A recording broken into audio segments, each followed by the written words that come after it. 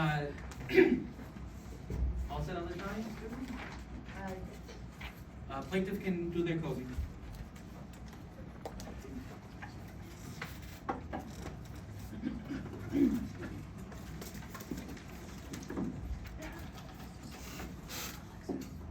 Whenever you're ready.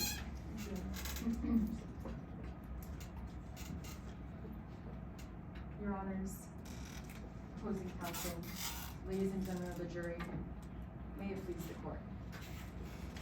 Plotted, poisoned, pocketed. That is the story of Miss Taylor Hobson. You see, today, the plaintiff carries the burden of proving by a preponderance of the evidence that Miss Taylor Hobson was in fact a culpable actor in the death of her own father, Mr. Avery Bancroft. And today, the plaintiff has met that burden. We have presented, through testimony and through evidence, a clear string of events. Members of the jury, let me reiterate exactly what we have proven. Today, the plaintiff is alleging that Miss Taylor Hobson first had knowledge of the Mid-River Express and Mr. Bancroft's intent to be on that train ride. Mr. Bancroft was on the ride when Miss Hobson arrived. And at this very moment, Miss Hobson had the intention of reconciling with her own father. That is not a fact that the plaintiff is contending here today. Except Miss Hobson's intentions quickly soured. In fact, the reason why this happened was testified by the defendant herself. Miss Hobson learned from Kirby Doolittle that she was to be written out of the will. This will, in the event of Mr. Bancroft's death, would allow for Miss Hobson to receive 95% of his more than $400 million estate. That is an intense financial motive, which is held uniquely by Miss Hobson. Now, the defense has brought forth an alleged case against the loyal personal assistant, Miss Doolittle. Ladies and gentlemen of the jury, do not let this distract you from the evidence which has been presented throughout today's trial. Now, first, the plaintiff called Harley Kim to the stand. Miss Harley Kim is a photojournalist for Blitz News Network. What did we prove with her? We first introduced sunglasses that were first located at Shares Tool and Craft, purchased by the defendant, and eventually caught multiple times in the cabin of the defendant herself. In fact, Shares Tool and Craft store was the same location in which the potassium extract was sold. This was the vehicle for Miss Hobson to secure the Bancroft legacy and the Bancroft treasury in her pockets. Second, the plaintiff called forth Dr. Hillary Edmond, and she is more than qualified to testify as to the effects of chronic kidney disease on the body. She testified that Mr. Bancroft would have been killed, as it was fatal, if he had even the smallest amount of potassium excessive in his body. This was a result of his continuing chronic kidney disease. And this is exactly what Dr. Edmond proved. Third, we called Miss Doolittle herself to the stand. And she testified to the fact that her and Mr. Bancroft had a professional relationship. Miss Doolittle was employed by Mr. Bancroft, and she was the first person to admit that she was the custodian of his lockbox. The lockbox which contained the will itself, the medical record, In fact, within that medical record, Miss Doolittle testified that Miss Hobson had sufficient knowledge to carry out the heinous act which she did. Miss Doolittle testified that Miss Hobson knew this fact. One thing which the defense has been lacking throughout their case is the fact that Miss Doolittle did not have the means to carry out the act. The plaintiff has shown means. Miss Hobson was in possession of that potassium extract from Shares Tool and Craft. This was not something that has been proven by the defense in regards to Miss Doolittle. Now, the defense had called forth witnesses in order to create a string of events. First, they called forth Dr. Dana Haskins. Now, she is not qualified in order to come to a reliable conclusion. Dr. Haskins has a doctorate in clinical psychology. That isn't a fact we contend. Dr. Haskins would have to have knowledge and specialized training in forensic psychology to come to a reliable conclusion by which the one she attempted to. In fact, Dr. Haskins was tasked with assessing Miss Hobson to profile her, whether or not she had the profile of a psychological killer. She did not have that expertise to come to the conclusion she did. Secondly, the defense called forth Kelly Dews. Now, Miss Dews is the fiance to Miss Hobson. And she testified that in regards to their trips, Miss Hobson purely bankrolled them. Except for this event on the Mid Riverina Express, Miss Hobson had let Miss Dews had let Miss Hobson know that she was struggling financially. Once again, Miss Dews testified that Miss Hobson originally planned to reconcile with her father. Except that is not quite what happened on that train. Miss Dews also testified that she doesn't even know what her own fiance's job is. She's not aware of what she does for work. All she knows is that she does volunteer work from time to time. Lastly, the defense called the defendant herself to the stand, Miss Taylor Hobson.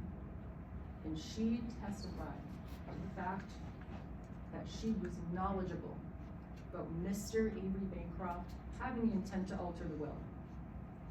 This is exactly when she started plotting. She knew she'd be written out of the will. What is a better way to secure the funds of Mr. Bancroft? Miss Hobson's only income was through direct deposits from Mr. Bancroft, $50,000 each time. This was something she was no longer receiving. It ended back in 2023. What is a better way to stay more financially stable than to tap into that of your late father's treasury? Clearly, there has been an established financial motive. Ladies and gentlemen of the jury, I want to make it absolutely clear, the plaintiff does carry the burden. If you do not believe that we have proven this case, you as the jury must come to a conclusion that either 51% that we have proved by preponderance of the evidence that Miss Hobson is to be found liable. That means if you are 51% or more sure that Miss Hobson is responsible for the actions alleged against her today, you must find her liable for plotting, for poisoning, and for pocketing. Thank you. Thank you. Defense can give their closing statement. Yes, Your Honor. May I proceed? Yes. May it please the court, Your Honor, opposing counsel and members of the jury. The plaintiff stood before you and stated that this is a case about plotting, poison, and pocketing, or fraud. Now, the first two parts of that, the defense doesn't deny. But ironically, they've got the wrong person. They should be looking at Kirby Doolittle. And how about that third step? profiting. Is the defense's contention, and as you have seen today, that Shannon Shahid, the fortune teller who works in the boonies, looked into her crystal ball and saw profit. And that's the entire reason we're here today. Now I'm going to break down the plaintiff's case in chief bit by bit. First, I want to talk about the motive that they suppose Taylor Hobson had in this matter. In terms of the motive, there were alternative suspects who had much more compelling motives than Taylor Hobson. First, I want to talk about Dr. Hillary Edmond. Dr. Edmond, as well as his own wife's career, failed due to the actions of Avery Bancroft. He traveled all the way from Midlands to Australia and gave no reason for being there. The plaintiff has given no reason because there is no reason besides revenge. This is more likely than their accusations against Taylor Hobson. Now additionally, Harley Kim, you learned that Avery Bancroft was owed $100,000 by Harley Kim's brother. How could he eviscerate this debt that Harley Kim squarely blamed Avery Bancroft for? That's exactly the issue. Now third, Kirby Doolittle herself, the most likely suspect. You learned that Kirby Doolittle was mistreated throughout the entirety of the Mid-Riverina Express. First you heard from Dr. Dana Haskins the beratement and the constant cutting down that Kirby Doolittle had to go through. You heard from Kirby Doolittle herself how she was constantly overworked. She hated the constant travel. Dream vacation ruined, if you remember Kirby Doolittle's own words from their Instagram post. When they learned that their boss, Avery Bancroft, was public enemy #1 in Midlands, what did they do? They posted about it. They put a target on his back so that they could cover up their own misdeeds. Next, the plaintiff talked about opportunity. Now, the two biggest parts of the opportunity within this case would be attaining the poison, but also knowing about the vulnerabilities to potassium specifically. However, being aware of these vulnerabilities was not unique to Taylor Hobson. You heard that Dr. Hillary Edmond was aware of the CKD on the part of Avery Bancroft, and additionally, he was even in Cher's Tool and Craft, where the plaintiff contends that this bottle of potassium extract was bought. Now additionally, when you're looking at Kirby Doolittle, only one possibility can be seen in terms of opportunity. This is a person who had a 24/7 job that revolved around Avery Bancroft. They had to handle their food, pick out their cars, draft public apologies, the whole 9 yards. It was even their job to manage the potassium intake, and you heard Kirby Doolittle on the stand themselves, in their own words, they had the means to get this job done. Now Kirby Doolittle, after all of this disrespect, found an opportunity. But then something changed, and you heard from Dr. Dana Haskins that aboard the Mid-Riverina Express on April 23rd, they said, we'll have to wait until tomorrow night, the night of April 24th. Then, the morning of April 25th, Avery Bancroft was dead. Additionally, Kirby Doolittle was the only person in this entire trial who has been established was awake during the time of ingestion that you may remember from the autopsy. And in terms of the knowledge of Avery Bancroft's chronic kidney disease, you heard from Kirby Doolittle herself that she was aware of this document.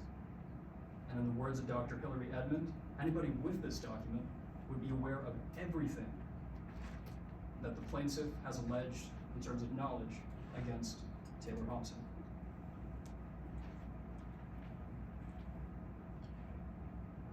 Taylor Hobson was not awake at the time of ingestion. Additionally, nobody saw Taylor Hobson even near Avery Bancroft's cabin. This could not have been Taylor Hobson from a factual standpoint.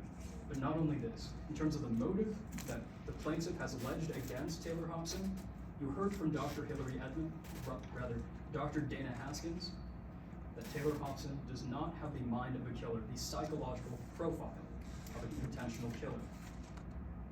And additionally, you heard from Taylor Hobson herself that when she heard the rumors put forth by Kirby Doolittle, and Kirby Doolittle alone, that there was a plan to change the will, she simply talked it out with Avery Bancroft.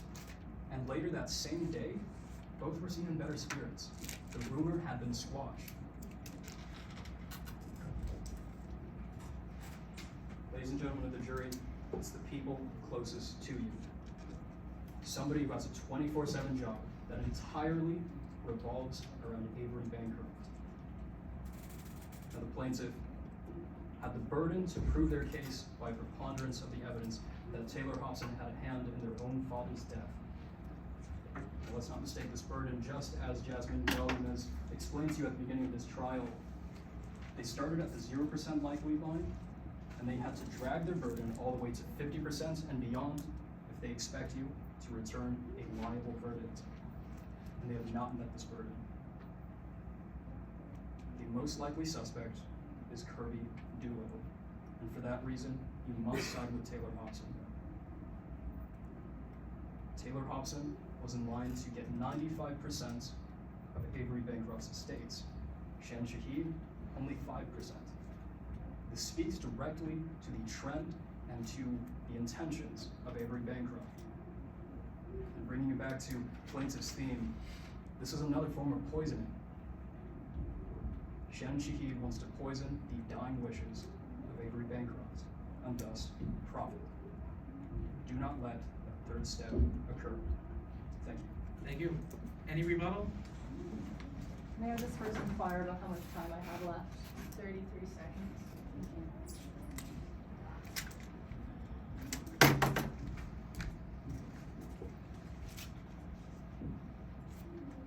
Permission to proceed? Yes.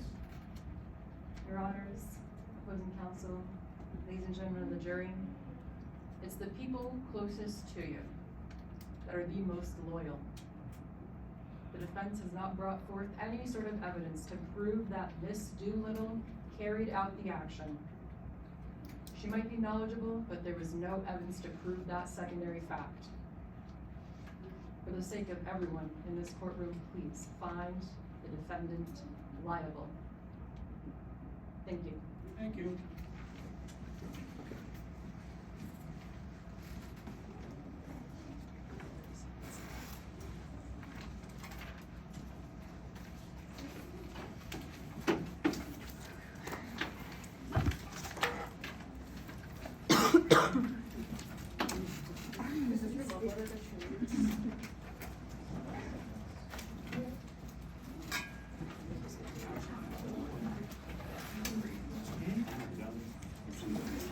Looks nice, isn't it?